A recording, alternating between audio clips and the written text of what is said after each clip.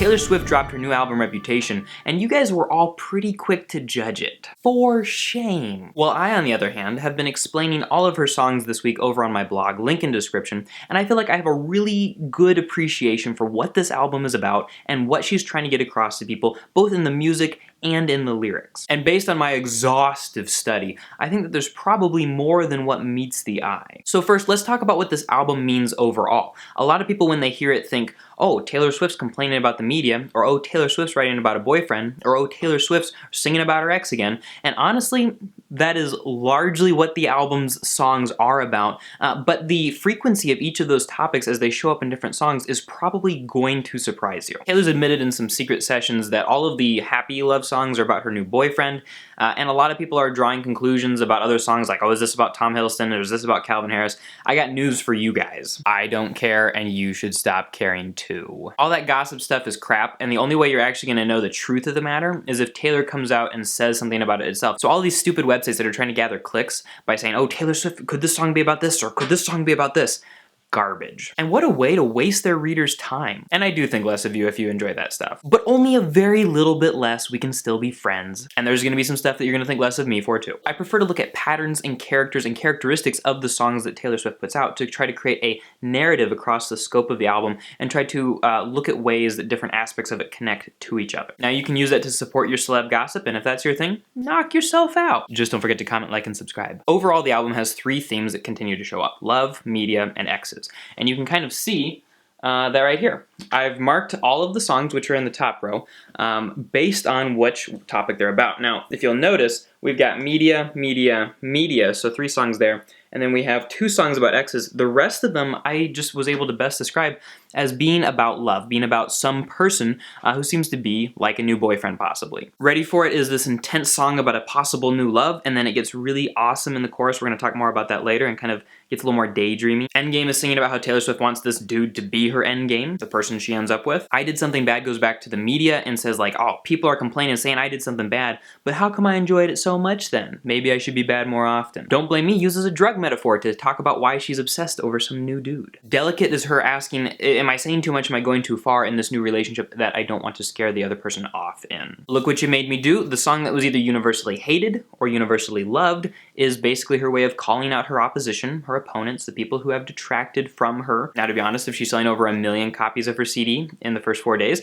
I don't really know who took what away from her. And other than calling people out, not using names or specific examples, I'm not sure exactly how she's hurting them either. But it's a nice little piece of dreamy escapism. So it goes as about 2 people's puzzle pieces fitting together, them being a good fit with each other. It also seems like a cool reference to Kurt Vonnegut's Slaughterhouse-5, but it's probably not. Gorgeous feels like Taylor Swift's attempt to take a turn at catcalling, basically telling this guy that he's gorgeous and that it's kind of his fault that she's attracted to him. Getaway Car is an interesting one because it takes a deeper look at a relationship that started poorly because it was born out of trying to get away from another relationship. Relationship number 1 wasn't going so good, so let's try to escape with this guy. Now we have to explain to this guy why that makes this relationship feel not so good anymore. King of My Heart, Taylor Swift saying that she likes this dude, she loves him, and she's let him have a certain amount of power over her in probably a healthy way because she feels comfortable being vulnerable with him. Dancing With Our Hands Tied seems to be about a past relationship that was doomed just because the media ruined it for them. Like, it could have been something good, but everybody was guessing, saying things,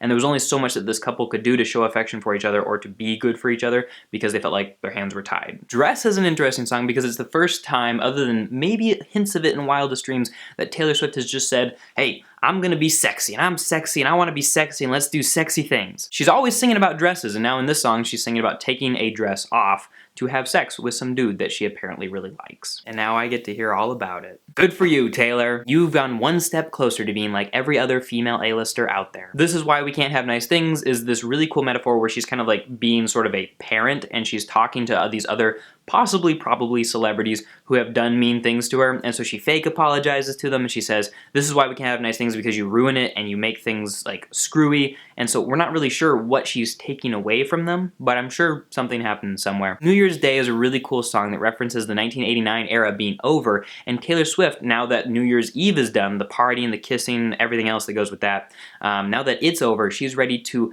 go and do the mature thing and help clean up with this person on New Year's Day. Even if the exciting good times end at midnight, into the next day, she's willing to still stick by this person who means so much to her. Alright guys, now it's time for my favorite part of any album review, the energy levels. So when I explain an album, I like to chart out the energy levels of the songs to kind of see if there's a narrative or any sort of pattern developing within the album. When we first listened to this album, as you can see, we were greeted with moderately high energy levels and ready for it. And it kind of stayed around that same high intensity, but slowed down a little bit and delicate just so that Taylor Swift could show us that there was a dynamic and that it changed throughout the album. But then we got things way more pumped up and Look What You Made Me Do. Notice that the two highest points are focused on her calling people out. Because notice that that other song is This Is Why We Can't Have Nice Things. Right after Look What You Made Me Do, she slows it down for So It Goes, and it kind of stays there for at least one more song, and then gets a little bit more intense, goes back up to kind of the average energy level of the album. So those are kind of like the high points and the low points as far as energy goes, but you definitely see this sort of like filler energy until we go back up for Calling People Out, and then when we get to the low point over here with New Year's Day, something really special happens, and that's when she probably shows the most maturity and the most level-headedness and the most willingness to do something hard, not just something that feels good. If you're going to understand this album, you have to pay attention to where the energy gets high and where the energy gets low. The energy gets really high when she's calling people out, and the energy gets really low when she's saying something sweet to somebody that she loves. And again, New Year's Day is unique because it shows this maturity of her, this willingness to stick with somebody even when it's not fun. A lot of the other songs on this album seem to show this sort of escapism, or this question of,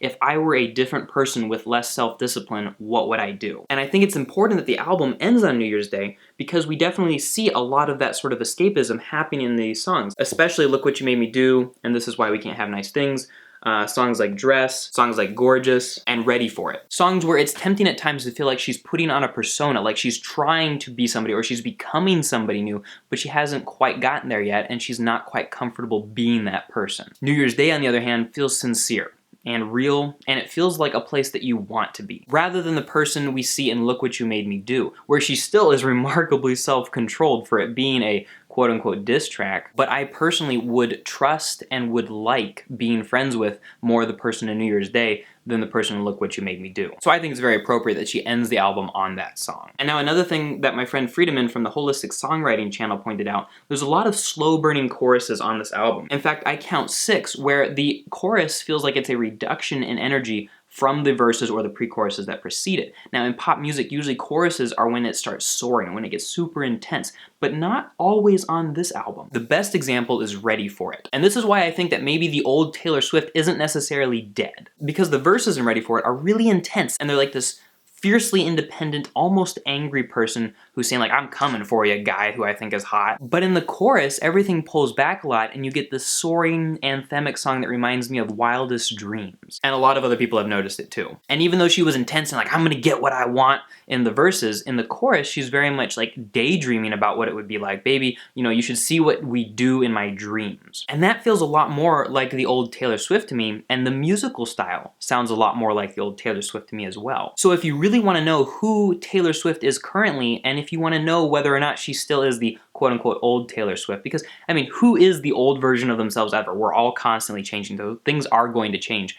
But she hasn't changed as much maybe as people think she has. And if you want to find that, you should check the choruses, especially the one in Ready For It. Another thing to keep in mind is that she still writes songs like her old self. In 1989, we heard a lot of song titles that were actually metaphors that became the central focus or theme of the song. When Taylor writes songs, she will often use some sort of a word picture to then build a story around, and she won't tell you exactly what's happening. So she won't say, I kissed Joe and it was great, but she'll use a metaphor to give you that picture so that you have to play guessing games with it, which you shouldn't be doing, as we've discussed earlier. In 1989, we heard that in Blank Space, Out of the Woods, Wildest Dreams, and Bad Blood. On this album, we get it in This Is Why We Can't Have Nice Things, Dress, Dancing With Our Hands Tied, King of My Heart, Getaway Car, and Endgame. Oh, and a little bit in Don't Blame Me, because she uses the drug metaphor, even if that isn't quite the title. Oh, and how could I forget, New Year's Day as well. Essentially, I think that what Reputation shows us is that Taylor Swift is still Taylor Swift. The old Taylor is not dead. She just can't come to the phone because she's too busy